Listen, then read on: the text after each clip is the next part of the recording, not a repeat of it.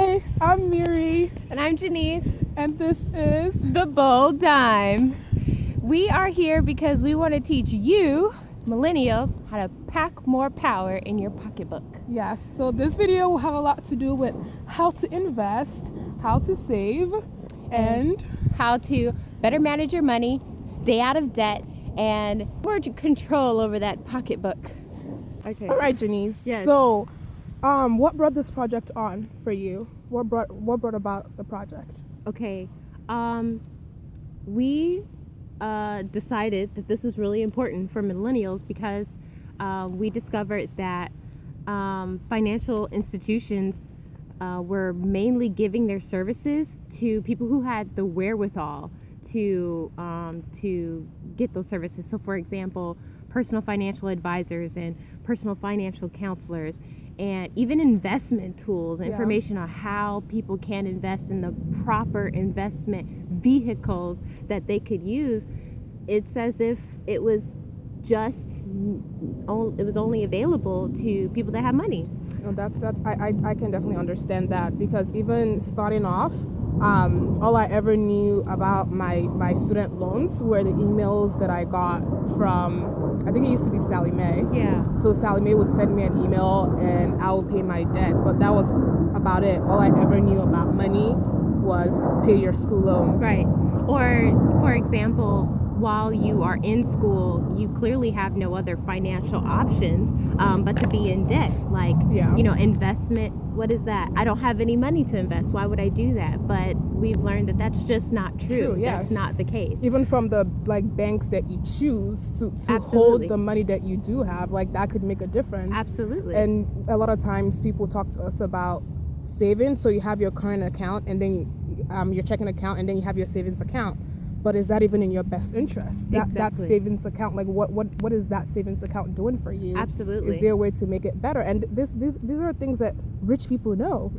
And because they know it, they keep getting richer. Yeah. And then others like us who are obviously educated. Yeah.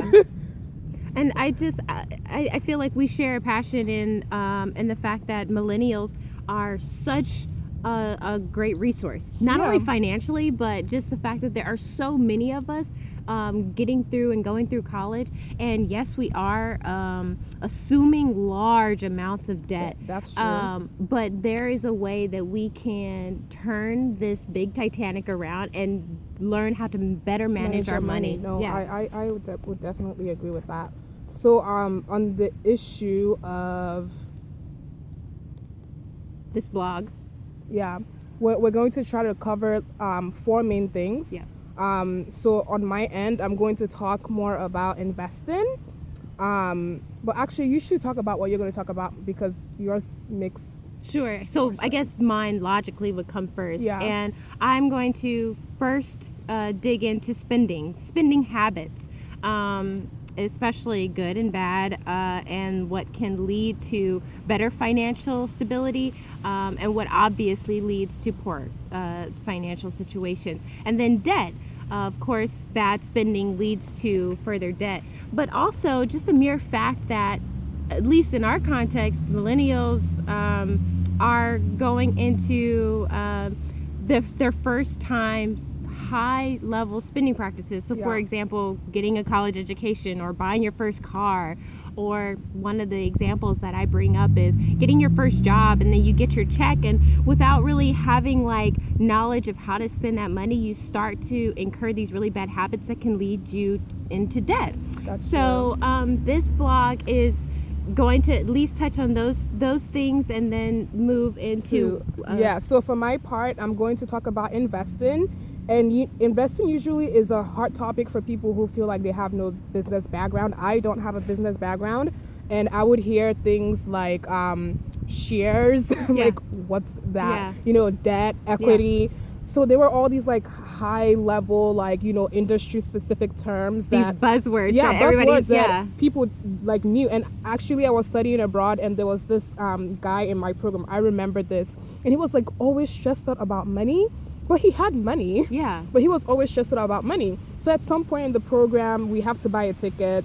So he's like, okay, I'm gonna sell some of my shares and then buy the ticket. And I was just like, wait, I'm in undergrad, he's an undergrad. How does he have shares? Like, Yeah. how does he know what that is? And how is he able to sell them to get money to buy a ticket for us to go to, I think we were trying to go to Morocco. That's incredible. And I couldn't, I couldn't wrap my mind around it. And it upset me that, of course, him and I have sort of like an equal footing when it came to education, but because of his background, he had these other things that he already had access to that I just did not understand, period. Yeah. So when we talk about investing in this video, we want to make it as simple as possible. Absolutely. And we want you to be able to invest no matter, how much money you have. If you have a lot of money, there are ways to go about investing. If you don't have a lot, there are also ways to go about that. Exactly. So that's what I'm really going to focus on. And then the second thing I'm going to talk about is traveling on a budget, because a lot of us, we kind of just don't even consider traveling because we think it's something that, only the rich can do, or something that I don't know. I meet a lot of people and I just see that they've never left where they were born. And it's quite sad. I am so glad that you're going to tackle that issue in a blog, because first, the matter of the fact is that when you don't have a lot of money, what you think about are your major needs. Exactly. Like, I need to eat, I need to pay my rent, and that's it. Yeah, I need to buy, toothpaste. You're always thinking about what you next thing. Absolutely. And so you're not necessarily thinking about the things that contribute to your quality of life. Exactly. And like stress relief is like the last thing you think about. Exactly. It's just like work so I can make ends meet. Exactly. But the truth of the matter is that if you're spending well and you're saving and you're investing well, then you can travel well. Exactly. So it's kind of, you have to put in the work to get the result that you're seeking. Absolutely. So that's really what we want to do in this video, to show you that it is possible, because I'm doing it. I'm a product of that like life where I had parents who worked every day to make ends meet. Yeah. And I didn't want that for myself. Like, God bless my parents for like being really, really hardworking individuals. And I'm a really hardworking person too, but I want something different for my life, Yeah. I want, by the time I'm 30, in my late 30s, I could see returns on my investment. Yeah. My short-term investments anyways. The long-term ones, I can wait till retirement. I am really looking forward to taking this journey with you guys. Yeah. And further exploring options so that we can live a more bold life. Ooh. Okay, and I guess we actually we didn't talk about how this actually started. So we were both in a class called the financial needs of moderate to low income households. No, that's not even the whole name. Like, the name of the class is literally like a whole entire book. So the class is called Financial and Legal Needs for Low and Moderate Income Households. Like, the class name is like the entire syllabus. Whenever you see it, it stands out. So our professor wanted us to, have a project or a paper that shed light on, services that low to moderate income households lack. And it could, and then just like issues that they deal with, whether it be like financially related or like legally, or legal issues. And so people were like writing papers. Yeah. The thing with papers is like, once you write it, you submit it to your professor, and like no one really sees it. So the people that get to hear the information are the next class.